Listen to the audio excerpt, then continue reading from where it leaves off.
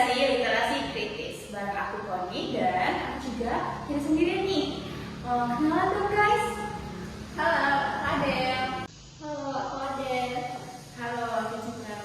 Hai, aku Dava. Dan aku Cita. Oke teman-teman semua, kita hari ini tidak sendirian loh. Hari ini kita bareng tamu spesial. Mari kita sambut Bu Yani. Mangga dulu. Hai semuanya.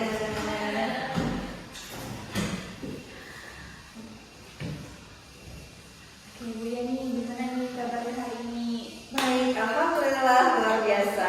Kalian bagaimana? Alhamdulillah. Bu Yani, hari ini kita bakal ngobrol-ngobrol nih seputar literasi di tingkat peserta didik tingkat SD. Ya Ibu, mungkin tanpa basa-basi lagi ya, mari kita lanjut saja kulik habis-habisan tentang tujuan pembelajaran yang berbasis literasi itu yang gimana sih Bu? Ya Bu.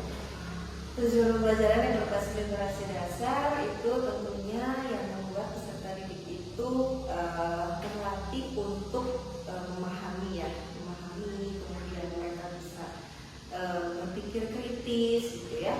Dimana literasi dasar ini kan penting sekali untuk anak-anak, untuk kedepannya nanti seperti apa. Literasi dasar yang harus diajarkan anak-anak ini kan mencakup 6 hal ya. Yang pertama literasi baca tulis, itu mereka harus punya kemampuan itu. Yang kedua literasi numerasi, kemudian ada literasi sains, literasi digital, kemudian mereka harus punya juga kemampuan untuk berliterasi tentang budaya, kewarganegaraan gitu ya. Itu mereka harus punya gitu. Jadi tujuan yang mencakup semua hal itu, meskipun dalam satu tujuan pembelajaran tidak mungkin ke semuanya, tapi literasi dasar itu ketika mereka memiliki itu, mereka akan punya kemampuan untuk menguasai semua pelajaran gitu. Oke, baik Bu Yani, berarti tadi literasi itu ada 6 ya Bu. Salah satunya ada tadi literasi dasar dan literasi digital. Lalu kalau menurut Bu Yani, sebenarnya tujuan pembelajaran berbasis literasi dasar itu seperti apa? Yang berbasis literasi dasar itu yang itu tadi yang membuat peserta didik itu bisa terpancing untuk mereka kreatif, berpikir kritis ya, terhadap tujuan mata pembelajaran yang ada di tujuan literasi dasar, tentunya untuk menguatkan fondasi anak-anak ya, supaya anak-anak itu lebih aware dengan apa yang terjadi di lingkungan, dengan apa yang mereka baca. Kalau literasi digital ya, mereka lebih bisa menentukan mana yang baik, mana yang tidak baik, mana informasi yang betul, mana informasi yang tidak betul. Memahami apa yang mereka baca itu yang penting. Memahami apa yang informasi yang mereka dapatkan itu juga hal yang penting. Dan itu menjadi awareness kita sekarang. Jadi sekolah dasar itu fondasi literasinya harus kuat. Gitu. Oke Bu, kalau kita bandingkan Ibu dengan kemampuan anak kita sekarang, bagaimana sih kemampuan literasi mereka dibandingkan dengan tujuan pembelajaran yang ingin kita capai tadi? Kalau tadi tujuan dari literasi dasar itu salah satunya memahami, kemudian nanti anak bisa berpikir kritis, kemudian nanti kedepannya mereka bisa kreatif dalam menyampaikan informasi atau membuat suatu proyek mungkin ya, kedepannya seperti itu. Nah saat ini posisi anak-anak itu kalau berdasarkan pengalaman saya ya, literasinya itu masih dalam tahap hanya membaca saja. Jadi informasi dibaca iya, tapi belum tentu anak-anak itu bisa memahami gitu. Jadi kalau boleh dilihat berdasarkan pengalaman saya selama sekian tahun mengajar, beberapa kelas tinggi yang saya ajar selama 4 tahun terakhir, itu hampir 80% peserta didiknya itu bisa lancar membaca tapi belum mampu memahami apa yang dia baca. Matematika bisa menghitung, tapi ketika diberikan soal yang lain mereka tidak bisa gitu. Jadi belum bisa kritis untuk menganalisa seperti itu. Jadi tahapnya masih dalam tahap membaca. Ibu, kenapa sih tujuan itu penting banget untuk mengetahui kemampuan kecerdasan dasar peserta didik?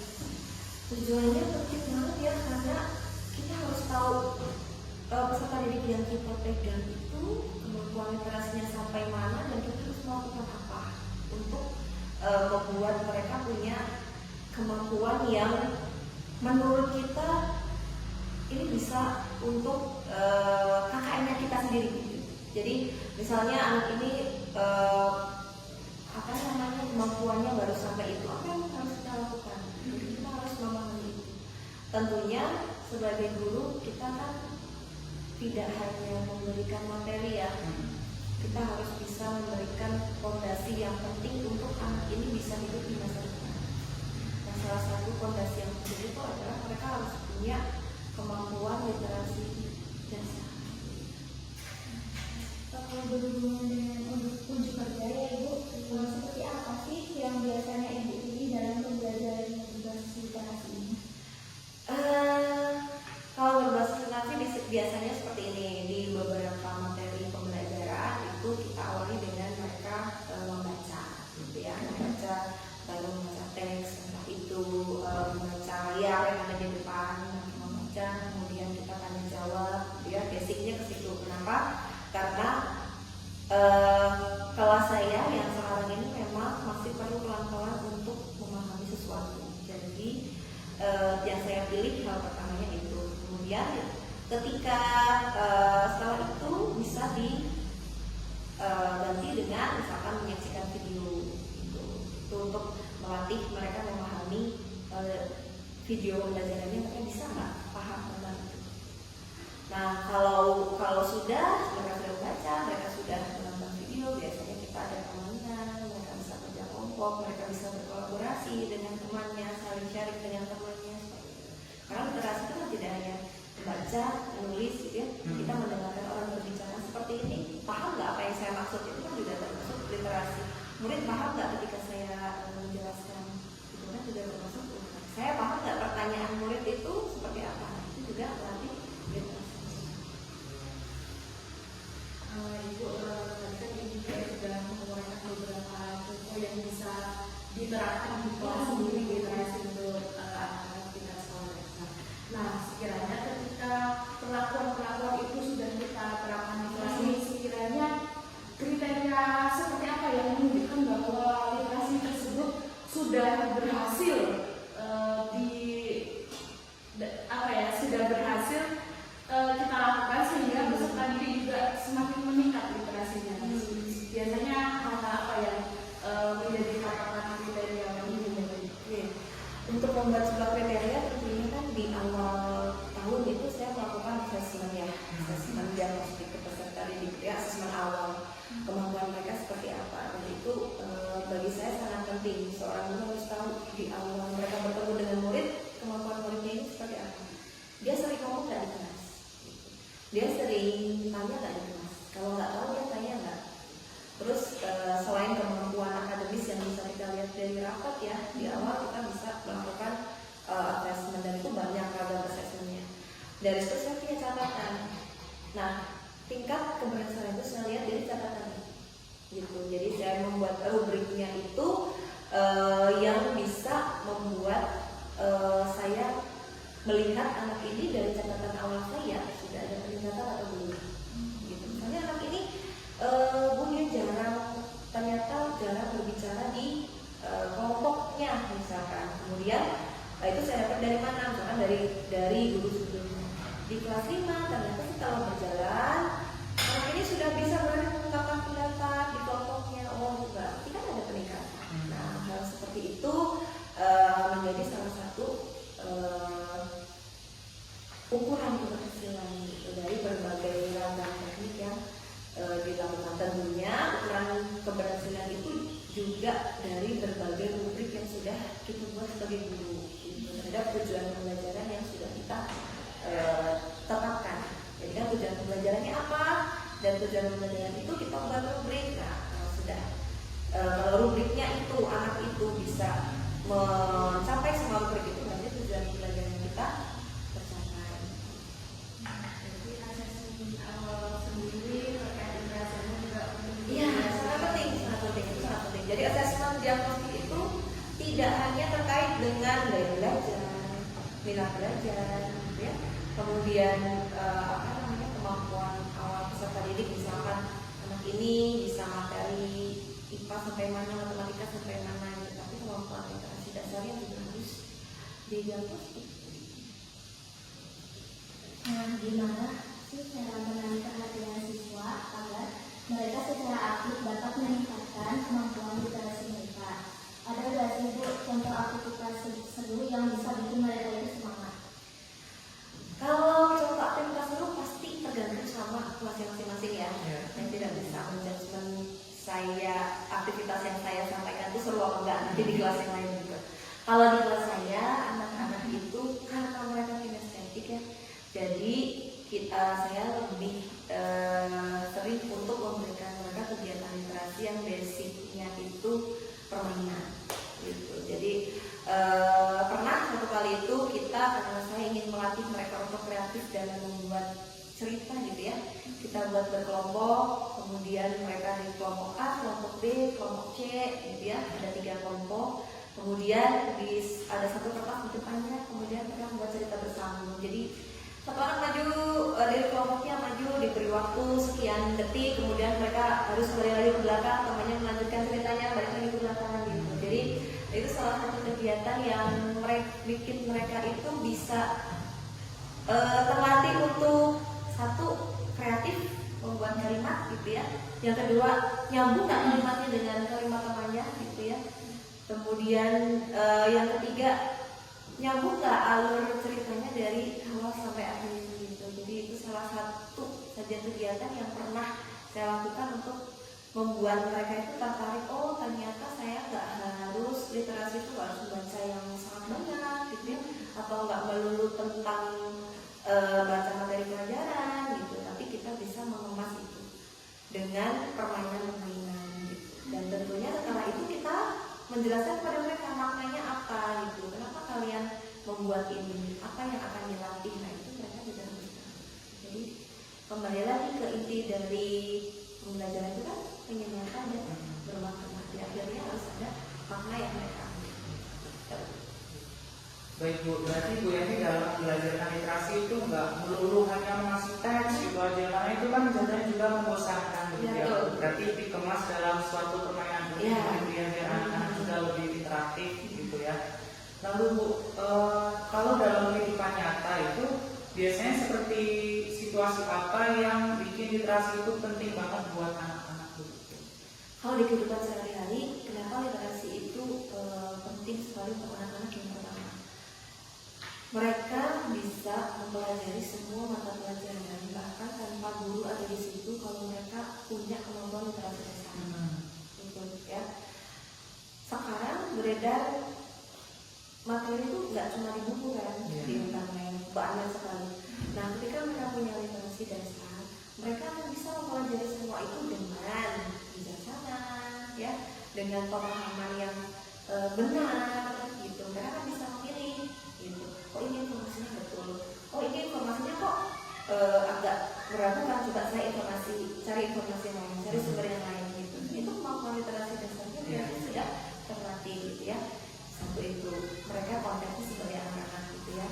Yang kedua, ketika mereka mendapatkan informasi dari orang lain, mereka bisa menyampaikan dengan baik ke orang lain juga gitu. Jadi literasi dasar itu tidak hanya untuk kita, tapi bagaimana kita ke orang lain. Anak-anak pun begitu, mereka punya kemampuan literasi dasar bukan untuk diri mereka sendiri, tapi bagaimana dia bisa menyampaikan juga ke orang lain, itu juga literasi. Misalkan dari rumah disuruh ibunya beli A, B, C, D, dia bisa nggak ke warung beli A, B, C, D yang dipesan sama ibunya? Itu juga termasuk pembelajaran literasi. Terus ketika mereka main game, kan suka ya main game mobile legends. Kadang-kadang mereka komunikasi sama orang lewat chat gitu kan. Nah itu mereka juga kan bisa dia nggak ini diomongin baik nggak, ini harus dibalas nggak, atau mau seperti apa dia menanggapi orang lain ketika orang lain menyampaikan pendapat, itu kan termasuk literasi juga. Kalau di sisi anak-anak itu pentingnya di situ di kehidupan sehari-hari sih. Kemudian mereka komunikasi sama temannya seperti apa, bagaimana ke orang tua, bagaimana ke guru itu juga basicnya jadi dari Jadi ketika ini ya Bu, literasi itu ada di anak-anak, salah satu contoh manfaatnya tadi lebih bijaksana gitu ya dalam menanggapi apa yang mereka hadapi. Oke. Kadang-kala kan Ibu ketika di kelas anak-anak seringkali mendapati materi pembelajaran yang narasinya itu lumayan panjang ya Ibu.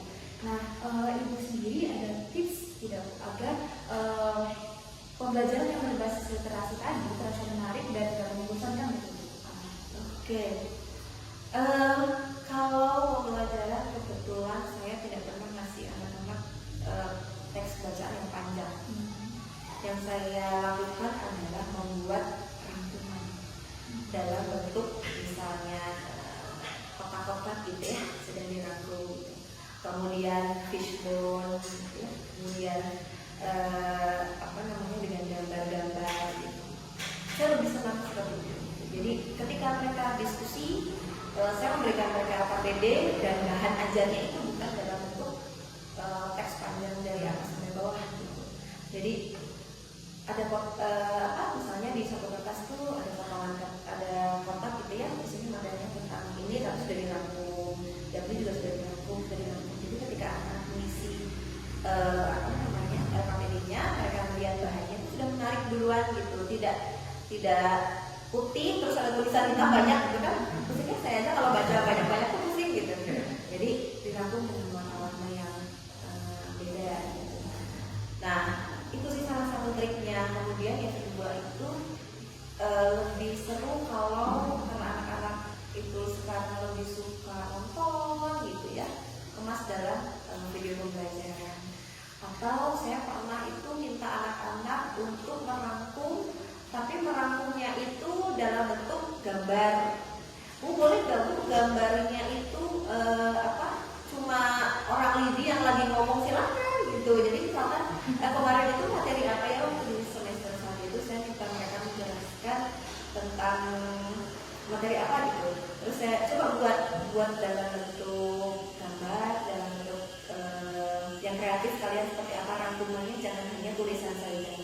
Bebas mau buat seperti apa. Ada yang bikin rangkumannya pakai karena mereka suka tanaman, mereka bikin tanaman di daunnya itu isinya rangkuman kecil-kecil gitu. Tapi ada yang bikin komik juga, meskipun komiknya cuma orang lidi lagi ngomong menjelaskan, jadi dia bikin orang lidinya gurunya, orang lidi dikasih duduk gitu ya. Terus ada percakapannya gini-gini, ibu akan menjelaskan tentang gini-gini. Jadi bikin komik mereka gitu. Jadi kadang-kadang kita perlu memberikan kebebasan anak-anak untuk berekspresi. Mereka mau seperti apa. Jadi tidak hanya narasi panjang ini. Nanti ketika ada narasi yang panjang, ini ubah dulu Iya. menyesuaikan dengan tarafnya SD lah Ya, terutama di kelas kita ya, kan kita yang memahami kelas kita sendiri. Beda lagi kalau kelasnya memang sudah terlatih untuk membaca narasi panjang. Beda lagi itu. Jadi nanti treatment ke peserta didiknya, ya udah nggak apa-apa dikasih narasi panjang. Karena kadang-kadang anak yang suka baca narasi yang panjang itu, mereka nonton video nggak suka. Ada anak yang kayak begitu. Ada anak yang nggak ngerti nih gurunya ngomong apa, nonton video juga nggak ngerti. Karena kan kalau video itu bergerak terus ya. Sementara ada anak yang aku lebih suka baca nih buku berhalaman-halaman juga aku bisa baca. Nah, itu kan treatmentnya beda lagi. Jadi intinya adalah menyesuaikan dengan kelasnya masing-masing. Ya, ini tadi kan sudah menyinggung mengenai literasi yang menarik dan tidak membosankan. Kalau misalnya nih ketika sekarang jadi semangatnya menurun nih di tengah-tengah atau di akhir, nah apa saja sih yang dilakukan untuk menjaganya agar tetap semangat gitu dari awal sampai akhir gitu? Jangan sih ya. Maksudnya jangan anak-anak itu semangat dari awal sampai akhir. Pasti di tengah-tengah tuh, atau bahkan di awal tuh mereka mungkin udah jelek gitu ya. Terus di tengah-tengah mereka tiba-tiba udah capek, udah malas dan sebagainya. Yang pertama itu di awal tahun pembelajaran itu saya membuat jadwal pelajaran itu saya bayangkan. Kira-kira kalau habis pelajaran ini anak-anak gimana ya? Habis pelajaran ini terus pelajaran ini anak-anak gimana ya gitu. Kemudian kalau memang itu terjadi di tengah-tengah itu saya biasanya yang pertama ice breaking, kalau bukan games lagi gitu. Karena anak-anak saya lebih suka dengan hal seperti itu gitu. Games yang gamesnya itu kayak mereka tuh harus bersaing dengan kelompok satu dan kelompok yang lain gitu. Jadi kalau menang, karena anak saya lebih terpancing dengan misalnya kalau menang mereka dapat bintang gitu ya. Mereka sedang banyak mengumpulkan itu, mengumpulkan bintang gitu. Jadi kalau anak-anak lagi kelihatannya semangat, biasanya di situ. Kalau ice breaking yang tidak ada misalkan keywordnya apa nih Bu, mereka berkurang semangat juga gitu. Jadi saya lebih ke permainan games gitu yang mereka bisa terpacu untuk mendapatkan sesuatu. Nah, kalau mereka sudah bersemangat, itu mungkin bagi sebagian orang ini nggak baik juga ya. Kenapa ada reward dan punishment itu kan sekarang menjadi perdebatan apakah itu boleh diterapkan di sekolah atau enggak. Kalau menurut saya itu trik dari guru kelas masing-masing untuk diterapkan di kelasnya gitu. Kalau memang kelasnya nggak bisa dikasih reward dan punishment ya jangan. Kalau anaknya ternyata lebih semangat ketika dikasih reward ya kenapa tidak? Karena memancing semangat anak itu kan gampang-gampang susah. Apalagi kalau di keluarganya atau di lingkungannya mereka jarang mendapatkan reward gitu. Jadi ketika di kelas kita memberikan reward meskipun itu hanya berupa bintang atau pujian, mereka pasti akan merasa dihargai sebagai manusia. Jadi saya kalau untuk menjaga semangat mereka lebih ke sana. Jadi Bu, tadi dengan pembelajaran adanya game supaya ada semangat untuk belajar itu. Namun kami sebagai guru pasti harus melatih membaca dan menulis peserta didik itu. Nah, menurut Ibu apa saja sih hambatan yang biasanya membuat peserta didik itu sulit atau nggak mau membaca dan menulis? Yang pertama, menurut saya ya, anak-anak itu ketika dihadapkan dengan teks itu mereka pasti udah pusing. Kalau menurut saya ya, ketika mereka disuruh coba ambil bukunya, baca bukunya, halaman sekian, gitu, mereka pasti akan gitu. Makanya kalau saya itu jarang pakai buku yang disediakan sekolah ke anak-anak. Buku itu dipakai ketika mereka mencari sumber informasi atau mereka ketika saya nggak masuk gitu ya, dan saya belum sempat memberikan tugas, oke kita pakai buku itu. Tapi kalau tidak, saya jarang pakai buku paket tebal dari sekolah. Kenapa? Karena mereka ambil buku paket tebalnya aja, mereka udah, aduh ibu. Itu tantangan yang pertama. Tantangan yang kedua, sekarang ini anak-anak lebih suka main handphone daripada mereka baca buku. Ya, kalau teman-teman lihat selama teman-teman belajar untuk ngajar di PKL ini, tanyain aja, kalian di rumah lebih banyak baca buku atau lebih banyak main handphone? Pasti lebih banyak main handphone. Ketiga, kenapa baca tulis kan tadi ya? Tulisan anak-anak sekarang lihat ya? Nah, kenapa mereka nulisnya tidak terlatih? Karena mereka jempolnya aja yang gerak, ya kan? Mereka lebih suka main. Nah, itu salah satu tantangan yang kita tidak bisa mengatasi sendiri, karena pendidikan itu kan punya 3 pilar: sekolah, keluarga, masyarakat. Kalau cuma sekolah saja ya timpang, nggak akan bisa gitu. Makanya kendala-kendala yang kita temui itu harus kita komunikasikan ke 2 pilar yang lain gitu. Misalkan mereka jarang baca nih, saya senang, ini saya sharing ya, guru kelas 1. Guru kelas 1 itu kan, anak kelas 1 kan ada banyak yang belum bisa baca ya. Betul. Mereka mengkomunikasikan ke orang tua. Guru kelas 1 itu setiap malam muridnya harus baca di video, dikirim ke gurunya. Gitu. Jadi kendala tidak bisa membacanya peserta didik atau malas yang mereka berliterasi itu salah satunya karena mereka jarang membaca. Maka di kelas 1 itu seperti itu. Ya malah orang banyak harus kirim tuh video baca anak-anak. Tapi kalau itu diterapkan di kelas 5, kayaknya agak riwo ya. Karena kadang-kadang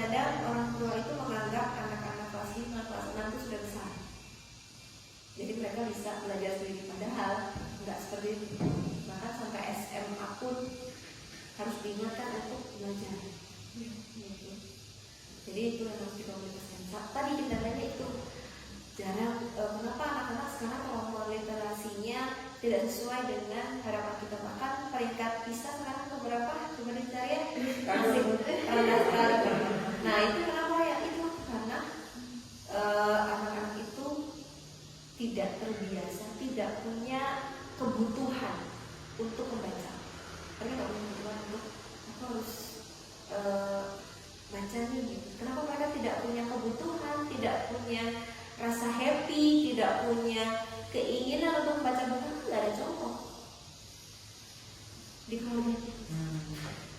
Ibunya cuma baca nggak? Ayahnya baca nggak di rumah? Kalau dulu orang sepuh zaman dulu ya masih ada tuh koran kan dibaca. Jadi ketika tiap pagi baca koran, ketika bapak baca koran, anaknya penasaran tuh datang, ada berita apa ikut baca. Ibunya mungkin langganan majalah, anaknya juga ada majalah buku, misalnya di ini. Jadi mereka suka dengan buku dan membaca di buku dan dengan membaca di internet itu beda sekali. Gitu. Jadi itu salah satu hambatan kita itu anak-anak tidak ada happy-nya ketika membaca itu karena tidak ada contoh. Ibu tadi kan Ibu sudah menjelaskan berbagai macam. Kemudian Bu Yani juga memberikan beberapa contoh untuk meningkatkan kegiatan literasi di kelas. Seperti kan literasi itu sendiri dikemas dengan permainan satu kata contohnya. Kemudian juga ketika ada bahan ajarnya berupa tulisan bisa kita rangkum, kita bisa semenarik mungkin. Nah itu kan juga ide-ide dari guru ya Bu supaya meningkatkan literasi itu seperti ini. Mungkin ini lebih untuk kami sih Bu ya, calon guru. Sekiranya gimana sih Bu untuk kita agar kita tuh bisa menggali ide-ide yang menarik lagi untuk diterapkan ke anak-anak, gimana sih Bu?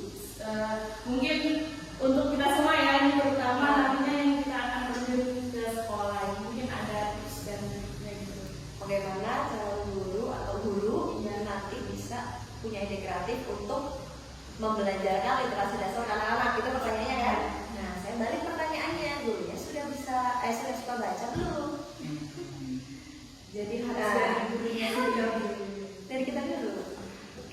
Kita sudah punya rasa hati belum kalau baca apapun deh. Gitu. Kita punya keinginan nggak, misalkan tiap bulan aku harus beli buku nih.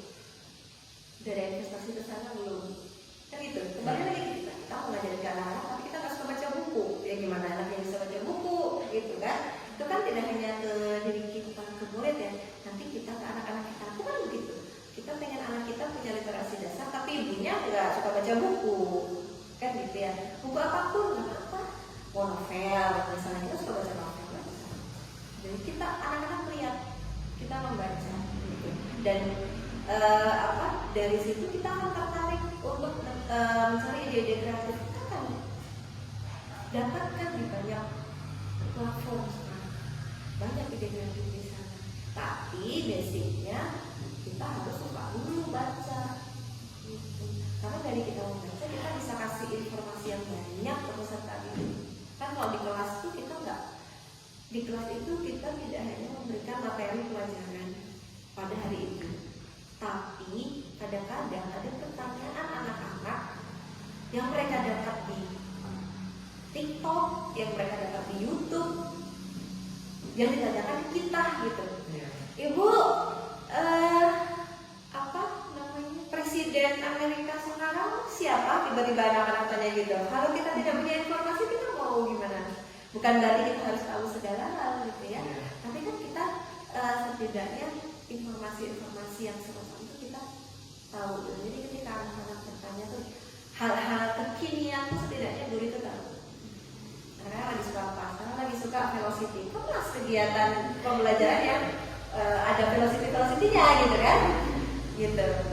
Terus anak-anak lagi suka game apa nih di TikTok yang lagi terkenal, game apa? Kelas dengan hal-hal yang dimodifikasi lah, hal seperti itu.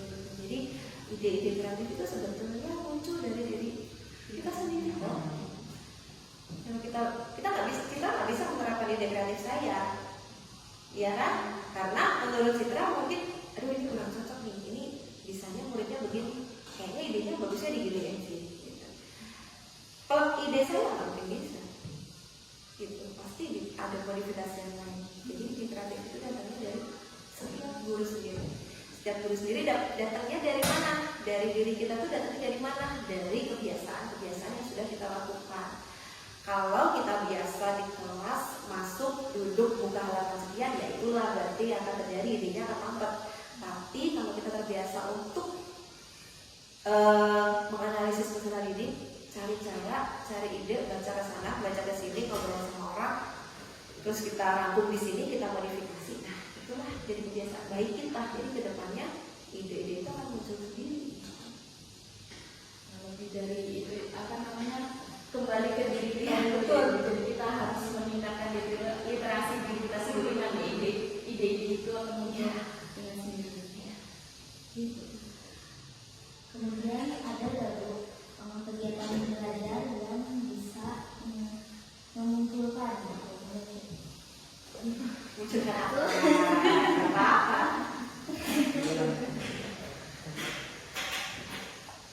Kemudian Bu, ada gak kegiatan belajar yang terbukti bisa memunculkan kemampuan puncak literasi siswa? Saya kebetulan di kelas itu ada kegiatan ekskuliterasi ya. Jadi di kelas itu kita ada kelas 5 itu wajib ekskuliterasi. Jadi kita sedang merancang seperti kemarin di semester 1 itu di ekskuliterasi itu, di akhir ekskuliterasi itu mereka menampilkan karya. Gitu. Jadi dari segala pembelajaran yang sudah dibuat, mereka menampilkan karya mereka gitu. Misalkan, Bu ini saya sudah bikin cerpen, kita membaca cerpen untuk harga itu. Oh ini saya bikin apa namanya gambar, ada ceritanya macam komik gitu. Oh, tapi ini tentang pelajaran ini gitu. Jadi kita hargai itu. Kalau kita mau merancang sebuah pembelajaran yang di dalamnya itu kita pengen di endingnya itu peserta didik bisa memunculkan kemampuan terbaiknya, maka pendekatan yang kita lakukan adalah PJBL berbasis proyek dengan diferensiasi. Jadi kita berikan kebebasan sama mereka untuk nanti dari waktu sekian sampai sekian kalian bebas membuat dengan aturan ABCD selamanya. Kalau proyek kan begitu, nanti di endingnya tuh mereka bisa muncul tuh kemampuan terbaik mereka tuh seperti apa. Anak yang nggak bisa ngomong tiba-tiba pas endingnya dia jadi presenter, presentasikan hasil karyanya, kan berarti sudah kemampuannya sudah bagus, sudah yang terbaik dari dia sudah muncul gitu kan. Nah, seperti itu. Jadi kadang-kadang saya mengemasnya ke pendekatan PJBL. Jadi di endingnya itu, ending project itu mereka bisa menampilkan kemampuan. Oke, baik Bu. Berarti tadi kalau di kelas 5 ada ekskuliterasi gitu ya Bu. Itu menarik ya Bu. Dan tadi juga kita sempat bahas beberapa tindakan gitu yang di sekolah yang bisa meningkatkan tingkat literasi peserta didik gitu ya Bu. Nah, kalau berbicara tentang aktivitas di luar atau pekerjaan di rumah, kira-kira aktivitas apa ya Bu yang bisa meningkatkan pengembangan literasi mereka di luar dari sekolah? Di luar dari sekolah, masih berkaitan dengan kegiatan sekolah tentunya ya. Nah, bisa kita dengan proyek tadi mereka di rumah bisa diskusi dengan temannya, memberikan literatur, atau mereka mencari literatur sendiri di rumah, itu juga masuk literasi. Kemudian kita minta mereka membaca, kita buatkan jurnal membaca, misalkan jurnal bacanya sederhana aja, misalkan hari ini mereka baca apa, berapa halaman, isinya apa. Jadi jangan cuma baca ini berapa halaman, kapan waktunya, jangan cuma itu, tapi isinya apa sih gitu. Kemudian ditandatangani sama orang tuanya misalkan, terus dikumpulkan di sekolah, kita cross check gitu, ini ceritanya tentang apa gitu. Karena seseorang yang membaca itu kan tidak mungkin mereka baca terus besoknya ditanya udah lupa lagi. Kalau benar-benar baca, paling tidak 1 kalimat 2 kalimat mereka pasti akan ingat gitu. Even kita tanyanya cuma ini namanya siapa nih tokohnya, misalkan cuma seperti seperti itu. Kalau mereka belum baca, mereka pasti bisa menemukan. Jadi itu cara ngecek aja sedikit gitu. Mereka dikasih jurnal membaca, bebas mau baca apa aja, mau baca koran sama di rumah punya koran gitu ya. Tapi dengan syarat bukan membaca bacaan di internet, misalnya begitu ya. Jadi di rumah mereka baca apapun yang ada di rumah. Kalau di rumah nggak ada gimana Bu? Sebelum mereka cari ke temannya misalkan. Yang agak disayangkan adalah tidak semua keluarga itu di rumahnya ada buku bacaan gitu. Nah padahal buku bacaan itu buat anak-anak itu penting gitu. Tidak di internet kan sekarang gitu sih sampai jurnal baca biar bisa biar mereka berlatih di rumah, kemudian orang tua juga aware kan itu ada tanda-tanda orang tua benar enggak nih gitu. Orang tua juga memastikan apa tadi seperti guru kelas 1 tadi gitu. Jadi kerja sama orang tuanya ada tugas untuk membuat untuk baca di videonya dikirimkan. Jadi paling tidak setiap hari itu mereka membaca dan itu diakses loh sama guru kelas 1 sampai jam 8 malam nih siapa yang belum mengumpulkan video membaca gitu. Itu guru kelas 1 begitu gitu sampai alhamdulillahnya sekarang anak kelas 1 itu dari yang tidak bisa membaca yang tidak bisa membaca itu hampir setengah kelas, sekarang tinggal 1 orang 2 orang yang belum lancar membacanya gitu. Dan tentunya kemampuan literasi dasar itu dimulai dari yang pertama keluarga. Kalau di sekolah ya dimulai dari kelas 1. Kelas itu harus. Kalau kemarin COVID itu ada murid kelas 6 yang belum bisa baca. Gitu. Itu efek dari corona kemarin. Kenapa? Karena dia tidak datang ke sekolah, di rumah juga kurang diperhatikan. Gitu. Jadi kelas 6 itu dia belum bisa baca. Gitu. Dan apakah dia lulus? Ya lulus. Dan gimana? Kan harus diluruskan. Tapi guru kelas 6 yang pada saat itu masuk fullnya itu dia di kelas 6, PR-nya yaitu memberikan dia tambahan membaca sampai dia lulus. Dia sudah bisa baca, tapi itu dia terlambat dalam memahami bacaan. Karena kan bertahap ya, bisa membaca dulu, terus memahami dulu, baru bisa menjelaskan apa yang dipahami, baru bisa nanti dia berpikir kritis tentang mengkritisi apa yang dia baca, baru bisa nanti dia punya ide untuk membuat. Jadi kan semua bertahap. Nah, sekarang baru di tahap awal membaca. Yang memahami baru sebagian kecil, apalagi mengkreasi, membuat itu masih jauh kan. Berarti penting banget ya buat kerjasama antara orang tua dan guru begitu ya. Tadi contohnya kalau di kelas 5 ada jurnal baca itu divalidasi tanda tangan orang tua. Kalau yang kelas 1 tadi harus kirim video. Iya, nanti memang harus benar-benar komunikasi antara guru dan orang tua begitu. Makanya komunikasi kita sebagai guru itu sebagai salah satu konsep literasi dasar juga. Guru itu harus punya komunikasi yang bagus. Tidak hanya bisa mengajar murid, tapi kita harus bisa juga berkomunikasi dengan orang tua, baiknya gimana dengan jutek-juteknya ke orang tua. Terus pilihan bahasa kita ke sesama teman guru dan pilihan bahasa kita ke orang tua itu berbeda. Karena bahkan ke orang tua A dan orang tua B itu berbeda.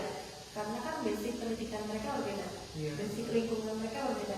Itu kita harus bisa menyesuaikan gitu. Kemudian mengkomunikasikan ke orang tua ibu, misalnya ya, hapunten, maaf, ini anaknya ternyata di kelas seperti ini. Mungkin anaknya perlu di rumah begini itu juga harus hati-hati banget karena tidak semua orang itu bisa menerima. Enggak kok anak saya bisa, anak saya pintar. Kadang-kadang ada orang kayak gitu ya. Tapi ternyata di kelas kan tidak. Jadi itu adalah salah satu kemampuan yang harus dimiliki seorang guru untuk mengkomunikasikan itu ke orang tua dan ke masyarakat yang berikutnya gitu. Karena anak-anak kan tidak hanya di rumah, mereka main. Bahasanya bahasa yang mereka main kan. Jadi komunikasi ke masyarakat. Lagi ini Bu, sebenarnya kan Ibu sudah singgung ya efek dari corona itu apa. Salah satunya tadi ada kasus di mana kelas 6 yang masih belum bisa membaca. Nah, kalau ibu kan hampir seluruhnya sudah mulai efek dari corona itu tadi. Tentunya pasti banyak anak yang belum bisa memahami cara membaca gitu, memahami apa yang sudah dia pelajari. Nah, kalau dari ibu sendiri ada nggak sih cara gimana memandu anak agar dia memahami gitu apa yang sudah dia pelajari? Kalau untuk di sekolah dasar, guru itu perannya penting, sangat penting. Pentingnya gimana? Anak-anak tidak mungkin bisa menjelaskan ketika guru bertanya, coba jelaskan tadi apa yang sudah kamu baca. Anak tidak mungkin bisa menjelaskan. Yang bisa dilakukan guru adalah memberikan pertanyaan-pertanyaan tematik. Pertanyaannya, misalkan apa judulnya? Mulai dari yang situ dulu. Apa judulnya? Misalkan kemudian coba dilihat di paragraf pertama, coba dibaca lagi. Kemudian siapa yang berperan, misalkan bagaimana situasinya. Jadi satu-satu itu harus ditanyakan ke anak-anak gitu. Sedetail itu guru sekolah dasar itu harus mulai menanyakan dari hal yang paling sederhana ke hal yang paling rumit. Kalau itu sudah terlatih, peserta didik sudah terbiasa untuk menjawab itu, ketika nanti majulah satu step, coba ibu mau tanya, jelaskan itu siapa tokohnya, sifatnya seperti apa. Kan ada pertanyaan, ya kan? Mereka jawab. Terus jelaskan itu lokasinya di mana, terus waktunya kapan sih? Nah, mulai tuh dua lagi pertanyaan gitu. Nanti baru mengarah ke step ketiga, step berikutnya, baru mereka disuruh menjelaskan tuh pelan-pelan, gitu kan? Apa yang sudah dibaca. Kalau tentang teks dongeng misalnya ya, seperti itu. Jadi fokus seorang guru adalah mereka memastikan anak itu paham dulu dari hal yang umum, hal yang kecil, gitu. Ketika anak dari hal yang sederhana sudah bisa, baru kita melangkah ke hal yang lebih kompleks, gitu. Untuk membuat mereka bisa menceritakan pemahaman mereka bisa memahami bacaan, cerewet, dulu harus cerewet, gitu. Tanyain dan harus kreatif, misalnya anaknya nggak bisa jawab, nggak bisa jawab, dia coba dibaca lagi. Jadi harus kreatif. Bu, itu kan butuh waktu yang banyak, iya. Makanya tidak semua rencana pembelajaran itu bisa tepat waktu selesai, gitu. Ya kan? Karena apa? Karena kondisi siswa di kelas itu berbeda-beda setiap harinya. Kita sudah merencanakan nih belajar tentang dongeng ini cerita apa sih, misalkan 2 kali 35 menit. Kalau anaknya ditanya susah menjawab, kan bisa jadi 2 kali 60 menit. Gitu. Jadi fleksibilitas, kemudian guru harus bisa menentukan mana materi yang penting dipelajari, mana materi yang bisa dipelajari mereka sendiri dengan tugas-tugas yang diberikan, gitu ya, tugas-tugas yang diberikan. Jadi kita lebih lebih kreatif aja membuat pertanyaan terus memancing. Artinya pertanyaan yang disampaikan itu ya harusnya kita pikirkan gimana ya caranya biar anak-anak ini bisa jawab kalau dia itu paham dengan apa yang sudah dipelajari. Iya betul, karena satu anak yang kita tanya dengan anak lain yang kita tanya akan beda. Pertanyaan kita sama, mereka ada yang cepat memahami, ada yang tidak bisa memahami. Jadi untuk yang tidak bisa kita ubah pertanyaannya lagi dengan bahasa yang gimana nih. Baik, setelah membahas mengenai proses belajar ini pasti tentu saja kan ada hasilnya nih. Nah, hasil seperti apa sih yang mungkin bisa diperbaiki melalui revisi-revisi? Seperti dari yang di awal ya, hasilnya kan kita lihat dari rubriknya ya, berapa banyak anak yang sudah sesuai dengan rubrik yang kita buat gitu. Kalau ternyata ada beberapa peserta didik yang tinggal sedikit nih, tinggal 3-4 orang lagi nih yang belum memahami gitu, saya biasanya memberikan tambahan kepada mereka gitu. Tambahannya dalam bentuk apa? Pas pulang sekolah tuh teman-temannya piket, kita kasih beberapa pertanyaan. Latih aja dengan beberapa pertanyaan yang kontekstual di sekitar mereka gitu. Makanya kadang-kadang saya itu kalau lagi nggak ada kegiatan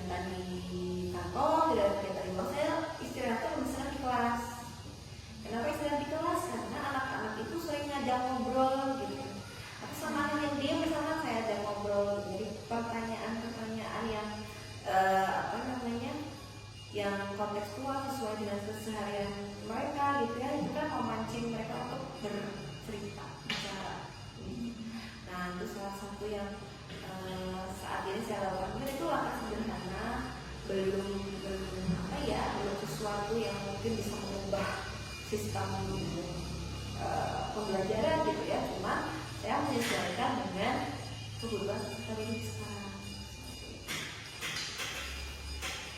Lalu Bu, dengan cara-cara yang Ibu sudah paparkan tadi, bagaimana ya Bu peserta didik itu bisa diajar untuk merekamkan hasil dari belajar literasi tersebut? Itu di akhir kegiatan pembelajaran kita sering refleksi ya. Jadi kalau di awal kita melakukan assessment awal, itu adalah bagi saya sesuatu yang agak wajib gitu ya. Jadi kita tahu pengalaman seperti apa. Di akhir sesuatu yang wajib lagi itu adalah refleksi. Jadi kita tanyakan. Yang pertama, sudah tahu lah ya perasaannya seperti apa gitu kan. Yang kedua, pelajaran apa yang hari ini mereka paling sukai misalnya. Hal-hal begitu dulu, jangan pelajaran apa Pancasila, misalnya pelajaran pendidikan Pancasila tadi materinya tentang apa ya gitu kan. Refleksi, kalau mereka udah ditanya tentang materi udah pasti ini ya agak pusing gitu pertanyaannya. Jadi perasaannya dulu, kemudian ini apa. Jadi kalau aku lebih ke sana sih. Kemudian untuk yang kemampuan literasi mereka itu yang sudah dibelajarkan tadi itu biasanya ditanya jawab tulisan. Misalkan mereka mau pulang sambil salam kita tanyain gitu. Jadi pertanyaan-pertanyaan singkat. Pernah waktu itu ada quiz ya, ada games itu yang mereka baris, kemudian saya kasih pertanyaan tentang kegiatan pembelajaran di hari itu dari awal sampai akhir gitu. Yang bisa jawab boleh pulang, yang tidak bisa jawab balik lagi ke belakang gitu kan. Lama gitu ya, jadi selesai itu terakhir pulang tuh jam 2 gitu ya. Jam 2 baru selesai pulang. Jadi di akhir pembelajaran juga kadang-kadang kita harus membuat mereka semangat untuk besoknya mereka mau sekolah lagi, semangat sekolah lagi. Itu sih paling salah satu hal kecil yang dilakukan untuk ngecek ya kemampuan literasinya sudah meningkat. Ibu, tadi kan Ibu juga sempat menjelaskan gimana sih cara untuk mengetahui peningkatan literasi pada peserta didik tersebut, salah satunya menggunakan buku. Nah, buku itu sendiri kan kalau kita bilang itu patokan untuk gurunya. Nah, kalau untuk peserta didik itu sendiri ada bagaimana caranya kita membuat peserta didik itu sendiri menyadari kalau literasi itu penting, jadi mereka menilai sendiri, menilai literasi mereka sendiri gitu. Apa ada cara yang agar meningkatkan peserta didik itu mau menilai dirinya sendiri agar kemudian dia juga tergerak untuk meningkatkan literasinya sendiri. Kalau di kelas 5 terutama ya, dan di sekolah dasar mungkin ya, tentunya untuk menilai diri sendiri itu mereka belum istilahnya apa yang belum terbiasa gitu. menyadari dirinya sendiri itu seperti apa saja mereka kadang nggak tahu gitu, belum tahu saya sifat baiknya di mana, saya jeleknya di mana, itu kan mereka belum bisa menentukan, apalagi menilai dirinya sendiri. Cuman yang bisa dilakukan adalah ketika nih mereka sudah kita tunjukkan nih, diajak ngobrol lah si anak ini kan, nah dulu tuh kamu begini loh, nah sekarang coba lihat kamu sudah begini loh, coba happy nggak gitu. Dari nilaimu yang segini misalnya, dari nilaimu yang 40 misalnya, ini sekarang nilaimu sudah begini loh, dari kamu membaca cuma satu buku nih, coba lihat jurnalnya ini bacanya sudah 4 halaman loh misalnya, awalnya 1 halaman nih bacanya sudah 4 halaman, keren kan gitu. Berikan pujian-pujian gitu, reward untuk mereka gitu. Coba berarti gimana, sama nggak kalau sudah bisa seperti ini, terus nanti kedepannya mau gimana, nanti nggak sih mau baca ini enak gitu. Jadi mereka harus tahu, mereka dikasih tugas itu sama guru tuh buat apa sih gitu. Mereka harus tahu itu dulu, tahunya dari mana ya, kita diskusi sama mereka. Diskusinya gimana, jangan diskusi di kelas oke, secara klasikal gitu ya, tapi untuk anak-anak tertentu yang kita harus aware dengan itu, panggil gitu, ajak untuk ngobrolnya kapan Bu, pulang sekolah atau waktu istirahat. Jadi mereka bisa menilai diri mereka sendiri dari pertanyaan yang kita beri. Kalau saya sih lebih ke situ, karena kalau anak-anak harus menentukan, saya udah meningkat nih, saya udah lebih bagus ditanya hari ini siapa yang sholat subuh misalnya, cuma 2 orang. Terus besoknya hari ini siapa yang sholat subuh, 4 orang. Besoknya lagi hari ini siapa yang sholat subuh, misalkan 6 orang. Itu dia bisa jadikan referensi kan untuk menilai, mereka bisa menilai dari mereka sendiri. Sampai ada anak yang pada akhirnya ketika dia pertama itu tidak angkat tangan sholat subuh, di hari kedua dan hari ketiga dia angkat tangan, di hari keempat, 5, 6 yang lagi dia angkat tangan terus. Berarti kan dia sudah ada peningkatan dari angkat sholat subuh jadi sholat subuh terus gitu. Nah itu juga patut kita apresiasi gitu, kita tanya gimana nak, enak nggak sholat subuhnya, aku jadi nggak telat misalnya, aku udah sekarang udah sholat gitu. Terus apalagi apa yang bikin kamu sholat subuh gitu kan, apa yang bikin kamu mau bangun buat sholat subuh padahal kemarin enggak. Iya bu, soalnya ibu tanya terus tiap hari gitu. Jadi saya malu gitu kan. Nah dari situ kan juga hal-hal kecil seperti itu mereka menilai diri sendiri itu kan bukan berarti aku nilainya 100 nih, kemarin aku ini gitu kan, tidak harus seperti itu. Jadi mereka bisa menyadari bahwa diri mereka harus berubah ke arah yang lebih baik. Itu juga termasuk menjadi diri sendiri, betul nggak sih? Kalau menurut saya sih begitu.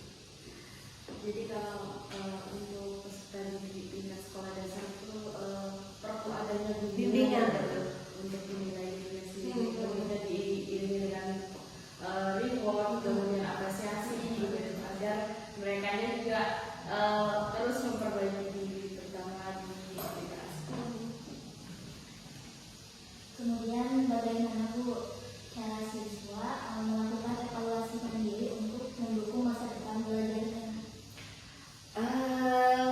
Satu itu tadi ya, tentunya butuh bimbingan ya, baik dari gurunya maupun dari orang tuanya. Jadi itu yang perlu kita komunikasikan.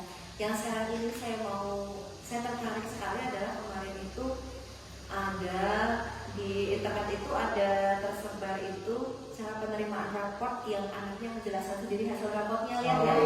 Nah itu yang pengen saya coba sebetulnya gitu. Jadi gimana anak itu bisa menjelaskan ke orang tuanya nilainya begini terus alasannya apa dia dapat nilai itu gitu.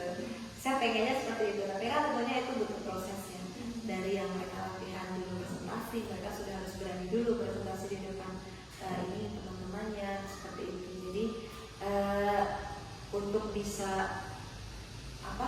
memunculkan keberanian itu tentunya perlu bimbingan guru. Terus untuk bisa memunculkan keinginan anak ini, misalkan aduh iya ini benar ternyata saya harus bisa baca, biar apa?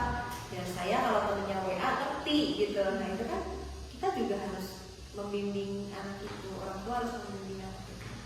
Sekarang misalnya anak ini suka baca TikTok, terus di TikTok ada head comment, terus dia ikut head comment, gimana kita mengarahkan, gimana orang lain mengarahkan, itu kan juga penting. Dari situ siswa bisa menyadari, oh iya ternyata literasi itu atau kemampuanku untuk ini benar, ini enggak, aku harus baca dulu informasinya biar bisa benar atau tidak. Itu nanti kedepannya harus berguna, kedepannya akan berguna nih. Oh aku harus gimana ya, harus gimana nya itu apakah mereka yang menentukan? Kalau sekolah dasar belum bisa, bimbingan lagi dari gurunya. Kira-kira mau gimana nih supaya kemampuanmu bisa meningkat misalnya, atau gimana nih supaya nilaimu bisa meningkat. Kira-kira gimana nih supaya kamu bisa hafal pertanyaan misalnya. Itu kan tetap gurunya itu tadi, kunci dari seorang guru itu adalah 1 perhatian, 2 peka, 3 cerewet gitu ya. Gitu. Dari yang itu saya adalah seorang introvert yang jarang ngomong sama orang. Tapi kalau dahulu saya pilih jadi guru kan ada ya. Harusnya saya kerja di balik layar, jadi pegawai bank misalnya gitu kan. Tapi saya nggak tahu bagian di dunia pendidikan dan harus berhubungan dengan banyak anak-anak. Jadi ya mau gimana lagi, terus dipaksakan. Makanya kalau sudah pulang saya lobet. Tahu saya saya ya, saya lobet. Orang introvert tuh kalau bisa ketemu banyak orang, pulang-pulang tidur. capek gitu. Jadi tapi itu harus kita lakukan sebagai seorang guru gitu. Kita harus ngomong sama lagi perempuan yang jadi guru itu kalau dia melayani peserta didik dengan baik, melayani orang tua dengan baik, banyak ngomong di sekolah, di rumah nyaman gak? Karena 2000 kata kita sudah keluar. jadi di rumah kita gak akan, jadi ke anak kita tuh gak akan cerewet gitu ya, udah dicerewetin orang gitu. Itu jadi lebih ke peserta itu perlu bimbingan, dibimbing benar-benar peserta didik yang terus dididik baik sama gurunya maupun sama orang tuanya. Lebih bagus lagi kalau masyarakat tuh mau ikut mendukung pendidikan anak. Ya, Ibu, gimana mengenai penyesuaian pembelajaran dari rencana pembelajaran? Nah, gimana kalau misalnya tiba-tiba ada perubahan pada proses pembelajaran? Bagaimana Ibu menyesuaikan rencana pembelajarannya? Karena kan tidak semuanya yang kita rencanakan itu sesuai dengan apa yang kita mau, gitu. Bagaimana cara mengendalikannya seperti itu? Betul, itu sudah terjawab. Tidak semua tidak semua rencana pembelajaran itu sesuai dengan apa yang kita harapkan. Tapi kalaupun ada pembelajaran di tengah-tengah, fokus kita adalah di akhir pembelajaran tujuannya ini harus terlaksana. Tujuan pembelajaran di awal tadi kan kita sudah buat dulu tujuan pembelajarannya apa, yang A, B, C, D, yang apa itu kan kita sudah buat. Mau di tengah-tengah prosesnya berganti dengan seperti apapun, misalnya di tengah-tengah problem based learning ternyata muridnya ada yang tidak mau maju presentasi misalkan, atau ternyata muridnya waktunya tidak sesuai, waktu diskusinya tidak sesuai, misalkan molor banyak gitu. Kemudian kita harus mengantisipasi itu karena anaknya udah moodnya jelek, terus kita melakukan ice breaking atau games gitu ya. Nah itulah kita harus punya banyak ide untuk permainan gitu, meskipun permainannya tidak melulu berkaitan dengan pembelajaran. Itu aja mereka berdiri terus lompat kanan, lompat kiri, terus misalnya kembalikan ya, kalau ibu bilang kanan kalian bilang kiri misalkan gitu ya. Hal-hal kecil seperti itu kan memakan waktu ya. Memakan kasar itu mereka masih harus presentasi misalnya. Presentasinya apakah harus semua kelompok? Tidak juga. Satu saja yang presentasi silakan, kemudian yang lain berkewajiban untuk menanggapi karena mereka tidak presentasi gitu kan. Aturannya kita ubah. Karena tidak semuanya presentasi, coba ditanggapi, harus ada pertanyaan, harus ada yang menanggapi. Nanti tidak ada yang menanggapi, kasih kalimat yang lain, misalkan suruh mereka perwakilan kelompok maju ke depan, dikasih ngasih temannya penilaian misalkan. Hal seperti itulah yang berubah di tengah-tengah, tapi nanti endingnya kita harus bisa memberikan makna ke mereka bahwa tujuan pembelajarannya ini sudah tercapai atau belum gitu. Kalau belum tercapai, berarti apa yang kita lakukan ya? Besoknya kita harus mencapai tujuan pembelajaran yang kemarin dulu sebelum melanjutkan ke tujuan pembelajaran yang berikutnya gitu. Karena sudah pasti ya, kalau saya setiap guru itu ketika membuat sebuah tujuan pembelajaran itu dia pasti sudah mempertimbangkan besoknya dia akan melaju kemana.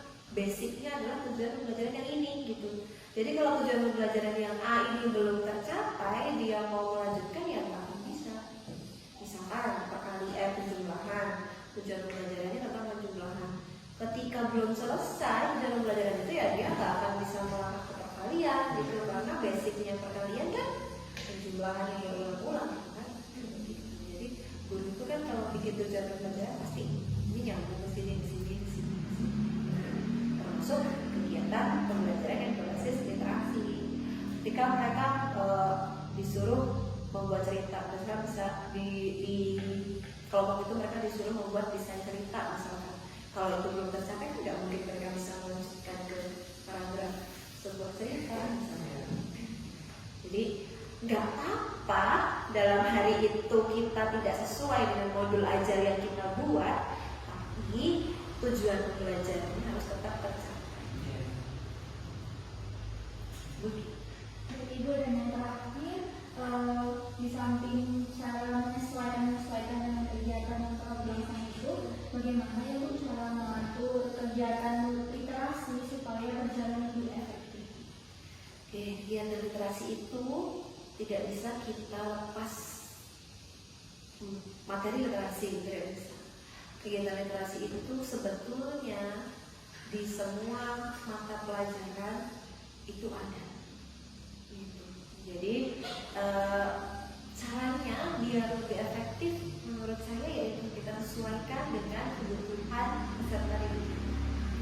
Tadi kita beberapa di awal assessment awal kita sudah bisa, harapannya kita sudah bisa membaca peserta didik kita butuh apa, terus kita sudah bisa menentukan kita pengen peserta didik kita itu lulus dari kelas kita itu mereka akan jadi anak yang seperti apa. Harapannya kan gitu.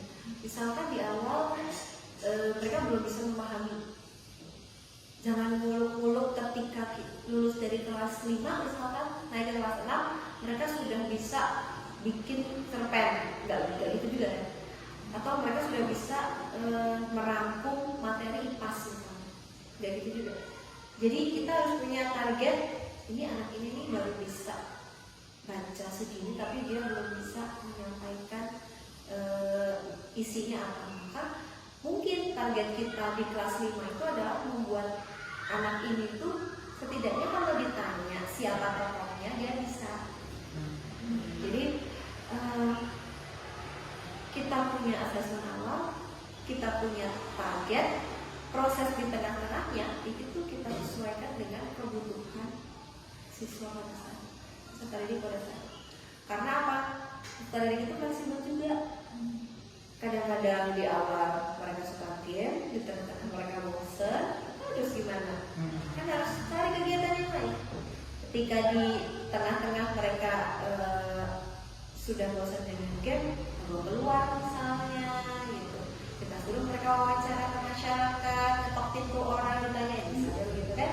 Cari kegiatan-kegiatan seperti itu. Jadi yang efektif bagi saya, pembelajaran yang efektif adalah ketika guru bisa memenuhi kebutuhan belajar peserta siswa, bisa tahu, bisa didesain sesuai kebutuhannya, dan guru punya target ke depannya seperti apa. Kalau dari situ berarti semua kembali lagi ke gurunya masing-masing. Dia punya kreativitas ide tanpa batas kan? Gitu-gitu gitu. Dari mana dia punya kreativitas ide tanpa batas? Dari keinginan berliterasi.